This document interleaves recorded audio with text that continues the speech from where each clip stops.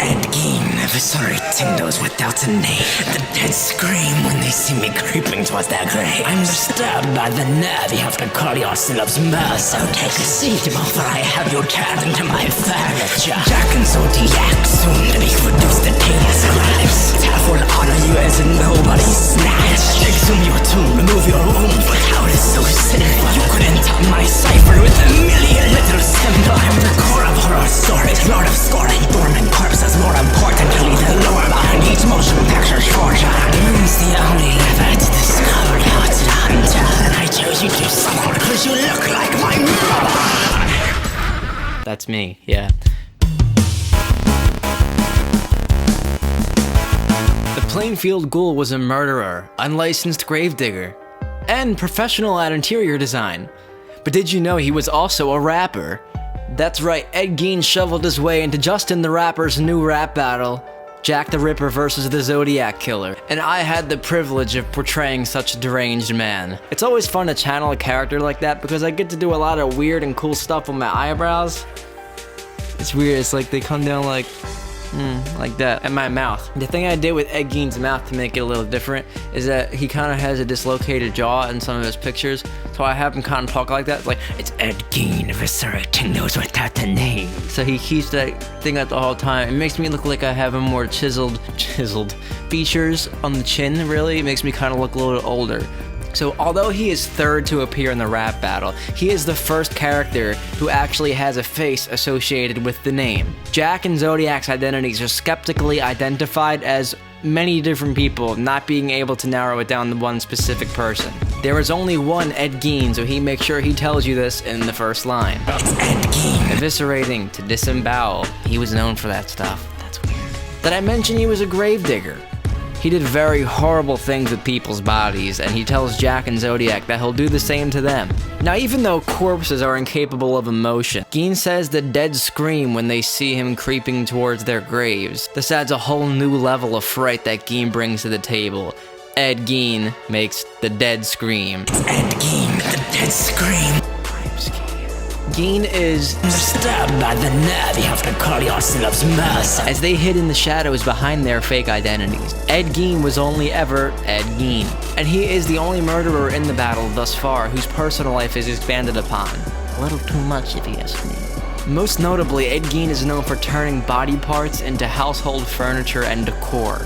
The corpse decor, Bone Depot, face hardware, ghastly furniture, glamour shots by Ed. He tells his opponents to take a seat or to stop rapping before he turns their body parts into furniture. And who knows, maybe the seat he was telling them to take a seat on would have been made out of their body parts. That was inferred. That's the wordplay. Jack and Zodiac, soon to be reduced to table scraps, is the only line that I left from the original lyrics, but we'll get to that later. Gein tells these two hooligans that their epitaph will honor them as nobody's snatched. This is a straight up slap in the face to their honor. To be honored as a nobody is to not be honored at all, and Jack and Zodiac are virtually nobodies because there is no body associated with their name. Ed Gein was notably a body snatcher, so if he's snatching the bodies of these two nobodies, he's a nobody snatcher. He's snatching nobodies. Consider that. Oh, to body snatch is to take someone's body out of their grave, either to loot it and take the things out of it, or if you were Ed Gein, to hold your pants up with it. Gein brings more rhyme scheme, exhume your tomb, remove your womb. Just some of the things he's gonna do to them. For cowardice so sinful. Sinful, not simple. Because their cowardice is so sinful, especially Zodiac's because he's hiding behind the paper bag. Which leads into the next line, which is, you could enter my cipher with a million little symbols. A cipher in rap is when a bunch of different rappers come together and they just rap one after another, usually like in a group on the side of the street or something. Also, a cipher can be a specific instrumental that rappers challenge other rappers to rap to. So I could rap basically on the Zug Zug cipher or something like that, and I can challenge you to also rap to that same instrumental, make it better than mine. It's a competition. That's basically what we have here, except with serial killers and in rap battle format. The Zodiac Killer used to write ciphers, C-I-P-H-E-R, as little clues to what his identity was. Cryptid symbols and letters for his chasers to try to decipher. Even if Zodiac's cipher has a million of his little symbols on it, it will never top Gein's part of the cipher with a Y. I'm the core of horror threatening of a rhyme scheme, Gein explains that his type of story is something that you tell around the campfire. You used to go to graves and dig them out and take them home and play with them and... That's the kind of stuff you'd see in a horror story, and that's exactly what he is. In fact, leads up to the next line that he was an inspiration for Norman Bates of the film and novel Psycho, Leatherface, Texas Chainsaw Massacre, Buffalo Bill from The Silence of the Lambs, Ezra Cobb from Deranged, Bloody Face from American Horror Story, and Eddie Gluskin of the video game Outlast from Wikipedia. Although he may not be the most popular serial killer, because I haven't heard of him before I did this, and I should have, I don't even know why. He was the inspiration for so many of those famous serial killers. More importantly, the lore behind each motion picture short. The moon's the only lover to this cold-hearted hunter.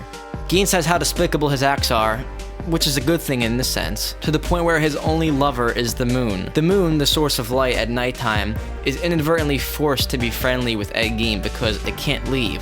It's also a helpless accessory to all of his crimes, providing the little light he needs during the night. The moon is helpless. It can do nothing but sit and watch him commit these crimes. And that's basically what his opponents are doing. They can't do anything but just sit back and watch him tear them apart. And I chose you to someone because you look like my mother! Right from Wikipedia, it states, he dug up the graves of recently buried middle-aged women he thought resembled his mother, took the bodies home, where he tanned their skins to make his paraphernalia. Soon after his mother's death, Gein began to create a woman's suit so that he could become his mother, literally crawl into her skin. He's saying that these two people are so woman-like, childlike, petty crimes, doesn't even matter, not even on the radar, that they're almost feminine. Really calling a boy a girl infers that they're a weakling. He calls them his mother, that they look like his mother, they act like his mother because they're feminine and they're insecure and they're cowardly. It's you're a girl, but more clever. But Gein confessed to his crimes.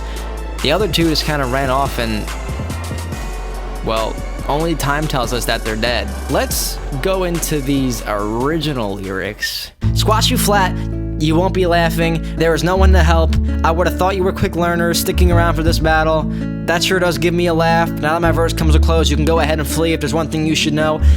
If you take all of that out and put it anywhere else, you can use that in any rap battle. And this is why I chisel. We turn every single line into its own little story, and it all just comes together.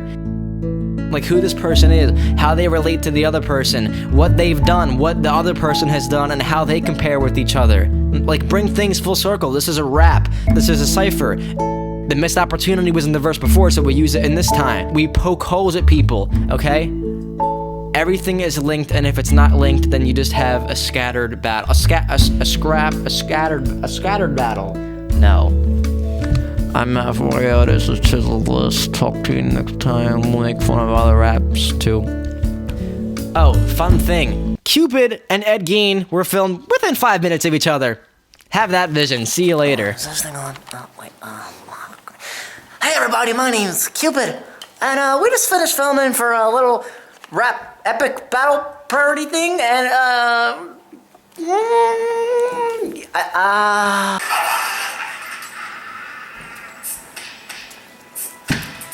This is Ed Gein. Right now I'm wearing the hood of a jacket as my hat.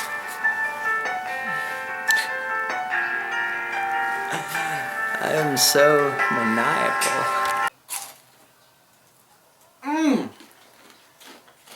Rap never tasted so good.